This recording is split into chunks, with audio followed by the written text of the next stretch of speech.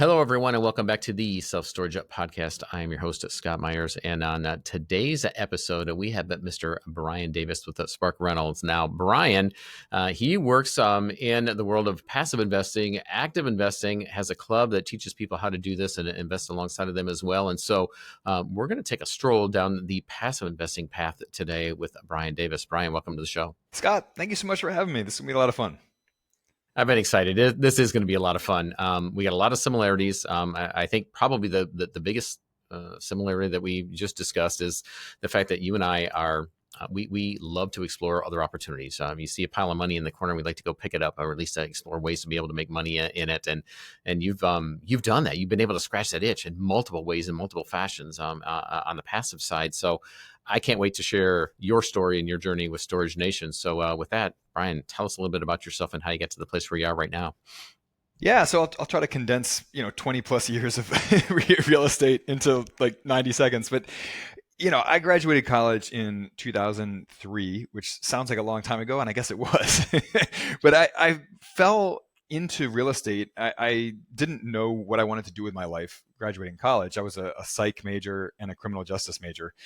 So my stepdad was friends with a guy who owned a subprime mortgage lending company, which in 2003 was all the rage, as you probably remember. So I went, I interned for them for a summer. And at the end of the summer, the owner said, look, we don't need another loan officer. We have a bunch of loan officers. What we need is someone to handle my partners and my hard money loans. Are you interested? And I said, well, I don't really know what hard money loans are, but sure, why not? I don't have anything else going on. So I started working with them as an account executive and loan officer doing their hard money loans, which they were doing on the side of their main conventional loan, mortgage loan business. And it was a lot of fun. I was mostly working with house flippers and some guys doing BRRRR investments. And, I'm watching all these guys make money hand over fist in real estate investing back in the mid-aughts when it was one big party, right? Before 2008. And I'm sitting there thinking well, I'm smarter than these guys. I can do that. So I plowed every spare penny that I had into buying rental properties and, fixing them up and refinancing them to keep as a rental, doing the BRRRR strategy. And then 2008 hit.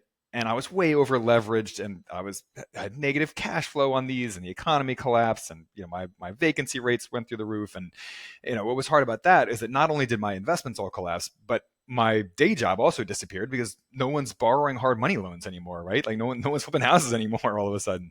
So that was hard. But I went and I took a job working for an e-commerce company that specialized in working with mom and pop landlords. And the only reason I got that job is because I myself was a mom and pop landlord. So, that's how the universe works, right? A door closes, a window opens, etc. And that was all remote. So I learned, the online business sort of side of the industry, online marketing and that sort of thing. In 2015, I moved across the world with my wife. We moved to Abu Dhabi. And in 2016, I started Spark Runnel with a former colleague of mine. And that was one of those entrepreneurship lessons that people talk about, but I don't think most new entrepreneurs believe, and that's that the business that you think you're in is not necessarily the business that the market wants you or wants and needs you to be in. So we thought we were going to be a software company for selling services to mom and pop landlords, basically.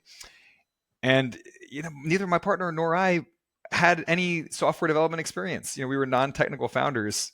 So, from the very beginning, we had all kinds of problems. I mean, a web developer ran off with half of our seed capital. I mean, all that kind of stuff. I've never heard that happen before from a development entrepreneur. Yeah, I mean, so all that kind of stuff. Yeah. And so our business evolved quite a bit over the years. But one of the areas we went to, we started teaching a course on real estate investing.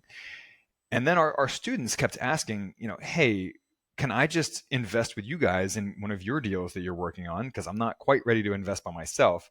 And we kept saying no. We must have said no 50 times to people who asked us that. And finally, we were like, well, maybe the universe is trying to tell us something here. Maybe we should actually listen to what the market is saying. So we started brainstorming ideas of how we could do that, with our course students.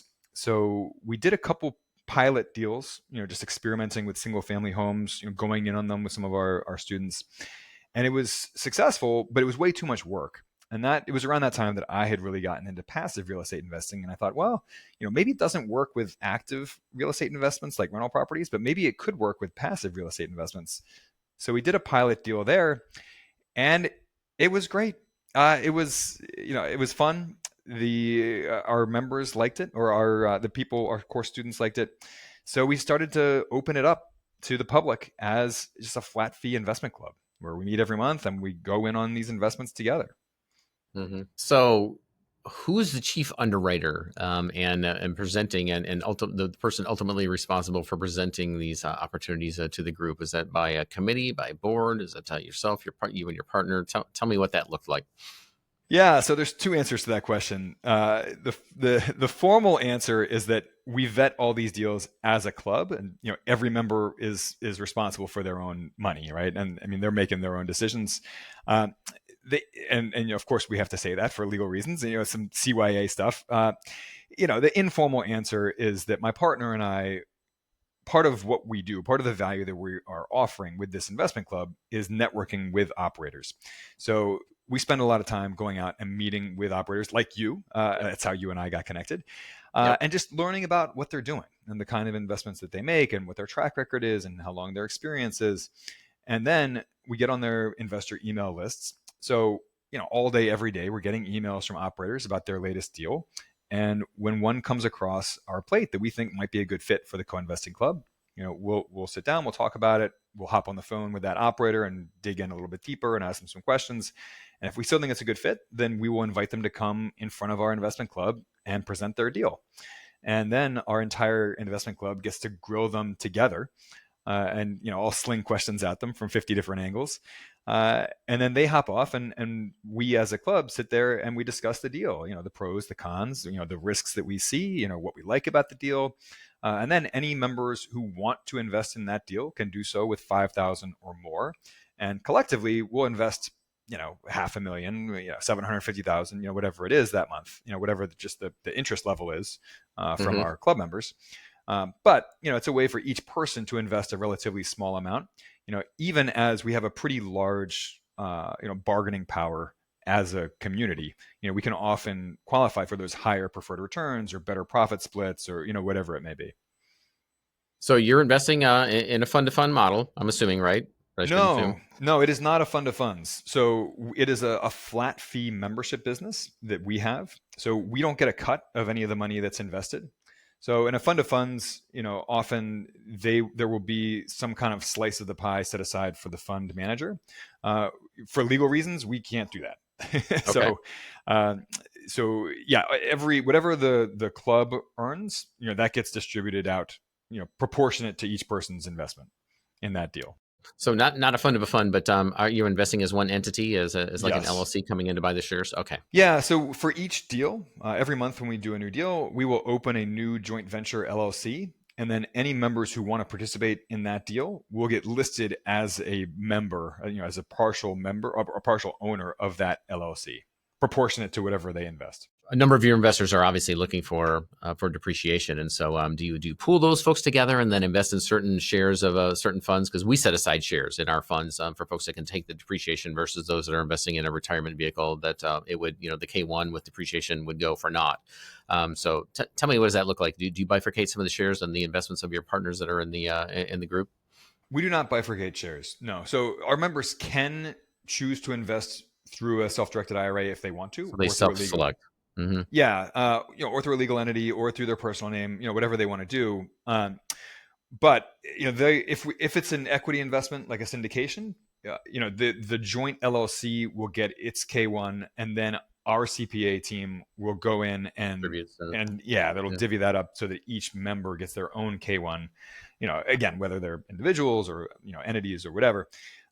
So each person gets their own individualized K1 and their share of the depreciation, if there is depreciation for that investment. Understood. There may not be. Yep. We invest in more than just syndication. Sometimes it's private notes or other stuff where it's like a 1099 INT that we get at the end of the year. Yep, understood. Well, let's talk about that then. Tell me what you're looking at. Here we are. This podcast is dropping in July of 2025.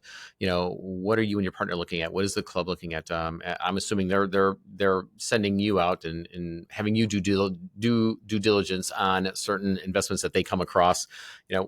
What are you interested in right now? What trips your trigger? Yeah. So one of our core values as a club is diversification. So we want to do a lot of different types of deals. Different asset types, different types of properties. Geographical diversification. Different markets around the country. We are not interested in picking the next hot market. My crystal ball is no clearer than yours. But also timeline diversification. We want to invest in deals at different timelines. The deal we just wrapped up in our investment club was a secured note at a flat 15% interest. And it was a shorter term note. It was about a year and a half. So that was to a land flipper. And not only are we secured by a corporate guarantee from his company that owns all of these parcels of land, he also gave us a first position lien against his primary residence at something like 70% LTV. So we felt pretty good about that. But that's one example. Every month we try to do something a little bit different. So this year we've invested in an industrial syndication that was a seller leaseback. We have done some affordable housing deals with property tax abatements. We've invested in let's see, what else have we done this year? We did it's a guy who does installment contracts to people who would otherwise not be able to buy homes. So, land contracts, however you want to put it. So yeah, it's a mix of stuff, ranging from, as little as a year and a half in term up to, 5 years or beyond in investments. How many opportunities are you putting in front of the group on, say, a monthly basis? And do you do this? I look at the way that we raise equity within our own group and our own database, if you will, and that is, we have an opportunity that comes up, and we present and promote that in webinars until that one's done, and once that's done, then we move on to the next. Do you operate in that linear fashion as well, or as opportunities come up, are you constantly having webinars and introducing joint venture partners and opportunities for folks? So we do one a month is what we promise, as an investment club.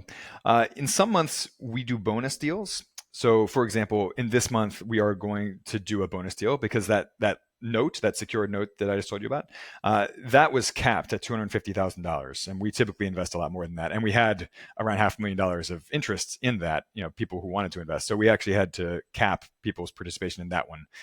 So to justify that to our members, that was just set aside as a bonus deal. We will do an official July deal later this month.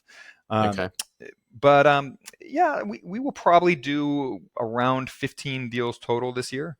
So 12 monthly deals and then a handful of bonus deals as well. Yeah. What's the average capital raise for the projects that you're putting folks into? Yeah, average is probably in the $500,000 to $600,000 range. I think the largest we've ever done was $860 thousand dollars. Mm-hmm. So as the club grows, we invest more and more. It's been growing pretty steadily over the last 2 years. So it's I really don't see any downside to our scaling as far as our members go. The more members that we have, the greater our negotiating power for better returns. So, for example, that land investor, we negotiated that 15% interest rate with him. He normally pays a lot less than that. And again, like we talked about, syndications often pay higher preferred returns or better profit splits the more you invest. So, it's all upside as far as I see, as far as the club scales. So you've moved around a little bit. You spent some time in Abu Dhabi. I've spent a little bit of time in the Middle East as well, and looking at AI and some of the other nuances of what they're focusing on in the Middle East.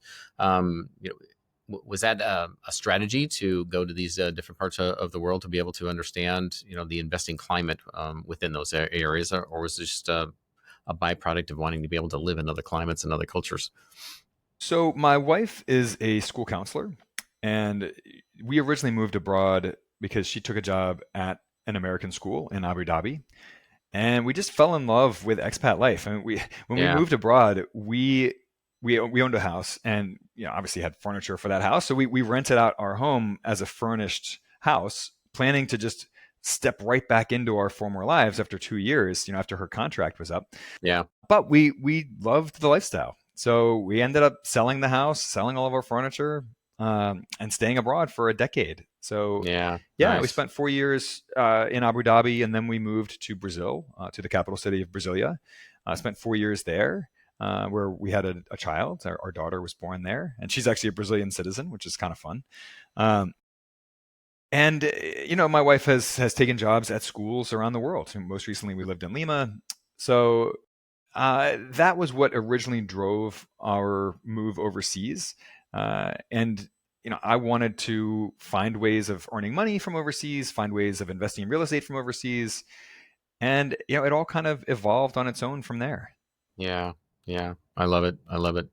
Many of the folks that we've run into that become expats longer than they thought, they started out almost exactly the way that you and your wife did, and that somebody typically in education, coming from most likely from London, UK, they take a 2-year contract to teach somewhere, and they said that was 20 years ago, and they stayed, and so no matter where that is, or like you, then they recognize that hey, this isn't so bad, and I think the more, depending on what kind of ties you have back home when you travel like that, you recognize. I think you quickly forget the things that you missed back home because you begin to, this becomes home where you are, and you build community, and you recognize that okay, outside of maybe some really close relationships back home, I can do this, and it's kind of exciting.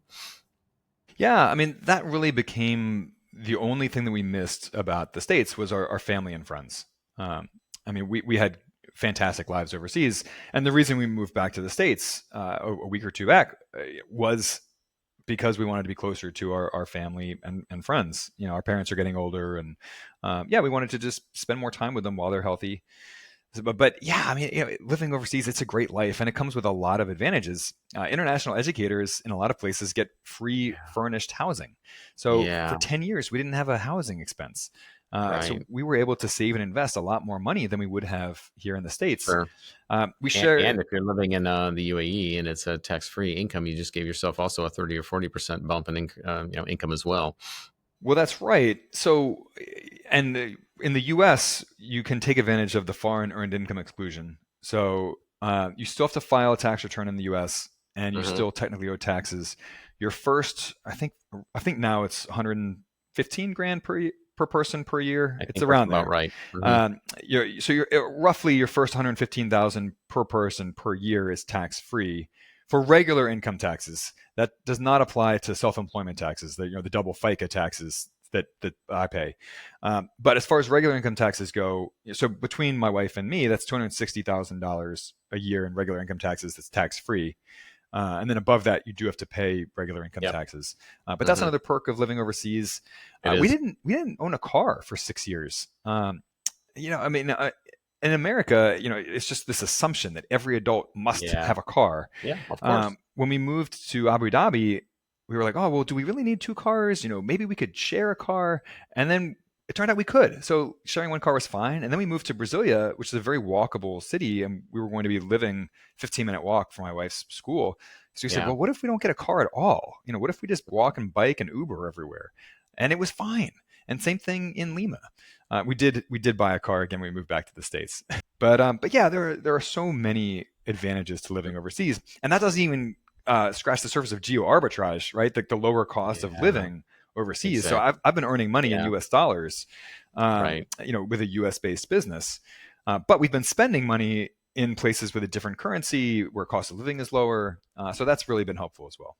Yeah, that geo arbitrage was introduced to that back in 2006 when Tim Ferriss came out with the I was 4-hour going to work say the week and 4 hour work week. vagabonding, and yeah, and that is and I forget the actual page in the quote, but that stuck with me. When you're earning money in dollars and living somewhere where or your business runs on rupees and you live on pesos, I think, because he was in Argentina at the time or somewhere, he said that's, and then he mapped it all out, and I was just like, that makes a lot of sense. And we've had a taste of that. We've had some, fits and spurts at different places, and it's a real thing when you spend a little more time somewhere else, and you recognize that. It's just like, oh my gosh, if I can continue to make money in U.S. dollars, yet I'm living over here on this.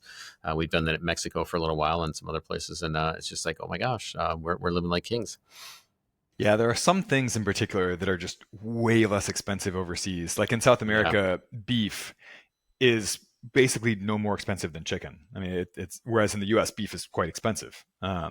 So, yeah, I mean, it's something like the last time I ran the numbers, beef was something like 5 times more expensive in the U.S. than it was in Peru, where we were last living. Well, I mean, I noticed, and you just mentioned it, as transportation. You didn't speak specifically to the cost, but you look at taking an Uber and a taxi in most other countries, it's just like, wow, this really doesn't pay to have a car, when we can, for the few times that we do need to take this, we can take public transportation or a taxi, and it's super cheap. Yeah, I mean, there was basically nowhere in Lima that I couldn't take an Uber to for more than like $10. I mean, I we would Uber around town for two, three, four, $5 Yeah, tops. yeah. Yeah, My whereas in the wife and I States were that is not the case. No, it's not. My wife and I literally just got back last week from Istanbul, Turkey, and we could go anywhere across that city, 10, 30, 40 minutes, and it's no more than 10, $12, a ride. And it's just like, is this subsidized by the country, or why is this so cheap? But yeah, amazing. Well, let's get back to the investing side. So we talked about opportunities, what you're seeing right now, and what the club is looking at. Is there, we've looked at, how do I frame this? I don't know. What is my next question, Brian, in terms of things that you're focusing on right now, or things to look at with regards to? Well, we can talk about risk versus returns, and what kind of stuff that we're looking at, or Yeah. some of the common Okay. risks that we Yeah. look at. Yeah. All right. So, Brian, my list and myself, when I say my list, our database and a group of investors, our LPs that invest with us, I mean, this is pretty cut and dry. It's cookie cutter. We know this industry like the back of our hand. It's a simple, predictable business model. We know the risks. We can predict and project the returns and come, gosh, pretty darn close every time. 5 years out.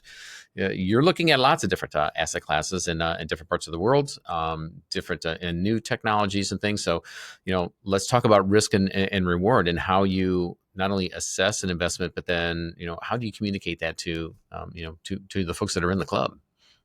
Yeah, so the first risk that we look at, the most important risk, is sponsor risk or operator risk. Yeah, I mean, there's that cliche in the industry, bet on the jockey, not the horse. Correct. Yeah. And we have definitely found that to be true. We have seen good operators salvage deals that have gone very far Mm-hmm. sideways, and Mm-hmm. we've also seen bad operators mess Right. up perfectly good deals, right? Mm-hmm. Um, so the first and foremost thing is just vetting the operator. So and that goes beyond reputation, because two of the worst deals that we've invested in were from operators who, at the time when we invested with them, and this is back in 2022, so this is before the meltdown in commercial real estate, but they had just sterling reputations in the industry. I mean, these were some of the biggest names in the industry. They had really good reputations, and they just completely collapsed. So it has to go beyond reputation. Track reputation helps though, right? I mean, that's one piece of the puzzle, but it isn't everything. Track record, also one piece of the puzzle, but not everything. Some of those operators had great looking track records, but I really like to see operators who have lived through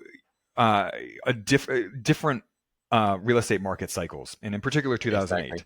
So Yeah. I lived through 2008 directly. I think we already talked about that. But that fundamentally changed how I look at investments, both real estate and other types of investments like stocks. And people who got into real estate after the recovery, they just don't. I don't know if they have the proper respect for how things can go awry. Yeah. So we like to invest with operators who have been in real estate since 2008, at least. Now that not everybody can do that, of course. We're almost Yeah. 20 years out from that now. Right. But we do want to see operators who have been through some different types of real estate markets, been through some cycles. That this isn't their first rodeo, right? Um, so that's part of it. Mm-hmm. We go and we try to speak with LPs who have invested with them on a couple of deals. We'll go on platforms like Invest Clearly or Passive Pockets or Bigger Pockets.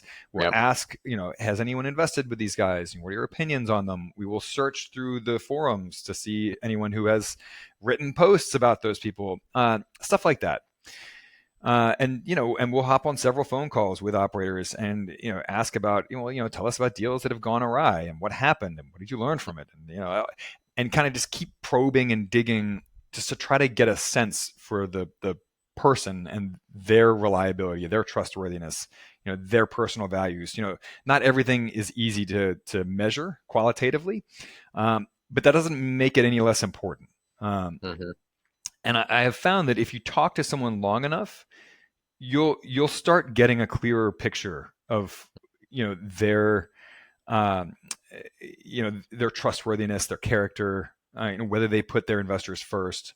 But Mm-hmm. that has to kind of emerge over the Yeah. course of conversations, and you have to kind Mm-hmm. of probe around the edges of that. You can't Yeah. ask those questions directly because anyone can follow a script and say all the right things. So yeah, you kind of have to probe around the edges of that. But anyway, so operator risk, that's the main thing. But when we look at specific deals, some of the big risks that we look at are debt risk. Is it, how long is the debt term? How much runway is there to wait out a bad market for selling, right? And we've seen a lot of that over the last few years of deals that maybe were perfectly okay deals, but the debt ran out, right? The term ended on the loan. So then the operator is forced to either sell or refinance in a bad market for selling or refinancing. So, the longer term the debt, the more comfortable we feel with that. It doesn't have to be fixed interest as long as there's some kind of protection against interest rates just shooting through the roof like they did in 2022. As a lot of operators got badly burned by that. Yeah. Yeah. Where they didn't have protection in place. Yep. So debt risk is one of the things we look at. Property management risk is a big one. When we look at deals that have gone bad, both deals we've invested in and just other deals that we have seen operators bungle or drop the ball on. What we see is that there's what they call a cascade of problems. That's a term from aviation where, what sends an airplane down is not one thing going wrong. It's a cascade of problems. And I think the number is, on average, in a plane crash, there are 7 different things that went wrong. Yeah. And we find this the same thing with real estate deals. One thing going wrong is not necessarily, or it's probably not going to sink a real estate deal. But when you have a lot of things all go wrong at once, that is what sinks deals. And we have found that outstanding property management we've never seen a deal go completely off the rails if it had outstanding property management. So that is something that we take a really close look at, that I don't think enough LPs really scrutinize. So and it's not about whether the property management is in-house or outsourced. It's about how deep is the relationship between the operator and the property manager. So that's one of the first questions that we ask is, how many properties have you worked with this property management team in this market? And if they say, well, this is our first time dealing with them, or we've worked with them in one deal, that is a red flag for us. What we want to hear them say is, oh, this team manages all 15 of our properties in this market, right? That's what we like to hear. Going back like 10 years, 15 years, 20 years, right? That endorsement is what you're after. Yeah. Mm-hmm. So we want to see a really deep history of the operator and the property management team working together in that market. And the same thing goes for construction risk. Who's going to be swinging the hammers, and how many deals have you worked on with that team before? And it could be in-house or it could be outsourced. And either one is okay if they've worked together on a lot of deals before. So same thing there. We also look at regulatory risk. If it's a residential investment, now that doesn't apply to some of the other stuff. But if it's a residential investment, like a multifamily investment, we want to look at how tenant friendly is the city and state, because that's relevant. And it doesn't necessarily mean we won't invest in that deal, but it adds Hmm. to the risk, right? I mean, Yeah. it adds to the Yep. risk profile. So I'll give you an Hmm. example. We invested in a multifamily property outside of Portland, Oregon. Very, very tenant friendly place, as you know. Um, and the reason that we felt comfortable doing that is because the operator, they had a very deep track record in that exact market. And the company actually started as a property management company 20 years ago in that market. So property management actually was their expertise in that specific market. So that's a case where the fact that it is such a tenant friendly market in some ways played in our favor because that's keeping some of the other riffraff out of that market. Other operators are going to be avoiding that market, whereas this team is very comfortable working there in a more challenging market, right? Um, so that's a case where we made an exception for that. Hmm. But again, regulatory risk is it's one more spoke in that wheel of risks that we're looking at. Um, and then we also want to look at concentration risk. Have we invested in a lot of properties in this area before? Are we sure that we want to invest in so many deals in Dallas, for example, or so many deals in, Austin or Houston or Phoenix or Hmm. whatever? Hmm. Because a lot of operators love Texas because it's a pretty investor friendly place. But we've actually turned down some deals that we thought looked like pretty good deals in Texas because we didn't want to have too much concentration there. Um, again, we're not trying to pick the next hot market. We're trying to spread our money pretty far and wide. Yep. Um, Yep. and then you have the typical market risk that you're going to have. But that being said, some investments are more recession resilient than others, and that's something that my partner and I have paid a lot more attention to over the last 9 months or so. We have tried to look for investments that are more recession resilient. As there have been some warning signs that we might be headed for a recession. It hasn't materialized yet, but that doesn't mean that it's not coming. Um, so for example, we have invested in some multifamily deals where the properties got designated for affordable housing, or at least a percentage of the units got set aside for affordable housing in exchange for a property tax abatement. So where there were some caps on rents and that sort of thing. But those units, there's a wait list for a lot of those units. And in a recession, guess what? That wait list is going to get even longer because Hmm. those units are going to become even more coveted in a recession, right? Um, and meanwhile, those property tax abatement deals, uh, those deals were able to bump up the NOI with the stroke of a pen with that property tax abatement deal Yep. because the savings on property taxes far outweighed any restrictions on Hmm. rents. Hmm. So it's a way to add value to these deals without swinging hammers. So you can avoid that construction risk altogether if the way that you're boosting the NOI is with a property tax abatement, right? So that's just one quick example of some recession resilient deals that Hmm. we've been looking at. But yeah, um, it was a long answer to a short question, but Well, no, I mean those are the keys of the kingdom, though. I mean, it's all about risk and reward. I mean, that's why we do this. And if we look at investments, those with higher returns usually have a little higher risk in it. And so, where's that balance and finding what that looks like? That all plays into looking at the jockey, as you mentioned, and I guess one of the benefits that we have, I shouldn't say, I guess, we know one of the benefits that we have working for us is, there's a whole lot of self storage syndicators out there, but very few of them have been investing since prior to 2008. And we've been at this for 30 years, and so we've seen a couple of cycles. We know what it looks like, and I call it, the scar tissue that we built up, and the fact that if you've gone through a recession and you've had those challenges, you see a little further down the road when you begin to look at the deals that are in front of you right now. You can spot potential pitfalls just from the experiences you've had from going through a tough economic cycle. You can where a newer investor may see two or three perceived risk opportunities within in a project, and as you mentioned, seven will take a plane down or a deal down. Well, those that have been through a little bit more, we can usually identify seven or eight because we've been stretched and seen. Oh, here's the domino effect of what happens over here, and and see what this looks like and how to mitigate those types of things. And so, I'm not saying that to point to ourselves for any other reason other than I'm pointing to ourselves because we we have that we have that history behind us, and there is some benefits of getting older and wiser. Is that you do become a better investor, not just hustle doesn't beat experience, no matter what anybody says, it just doesn't. No question. Yeah, and we've also found a lot of benefit in vetting these as a club. So having 50 Yeah, sets of sure. eyeballs on these Oh my deals. gosh, yeah. So, my partner and I always say that people come to our investment club for the small minimum investment, 5 grand instead of 50 or 100 grand they normally need, but they stay for the group vetting of these deals Yeah, because sure. every time, I mean, and I've been in real estate for 20 some years, every time we meet and vet a deal together, someone in our club is asking a really good question that hadn't occurred to me, right? So, and sometimes there's niche knowledge that people will bring. Sure.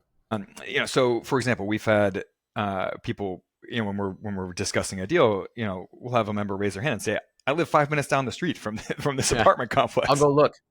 Yeah, they'll say, Hmm. "I drive past this place every day on my Yeah. way to work. Hmm. Like I know Hmm. this well, Hmm.